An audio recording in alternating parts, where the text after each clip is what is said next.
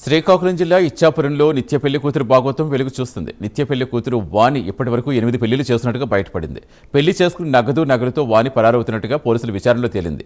నిత్య పెళ్లి కూతురు వాణికి ఆమె మేనత్త సత్య సహకరిస్తున్నట్టుగా గుర్తించారు పోలీసులు.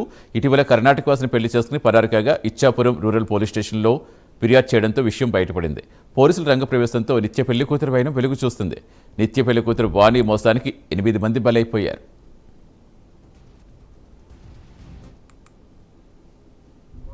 పెళ్ళి కావాలని పెళ్ళి చూస్తే మనసుకొచ్చా చిన్న వాళ్ళంతా ఒప్పుకుంటే పిల్ల ఒప్పుకుంటే అంతా మాట్లాడుతుమే వాళ్ళంతా ₹1,00,000 కట్నం అడిగా పొట్టిలు తీసిమే మెట్లు తీసిమే ₹10,000 బట్టలు తీసిమే వాళ్ళ ఇంట్లోనే నలుగు పెడుతుమే నలుగు ఫోటోలు అంతా ఉన్నాయి.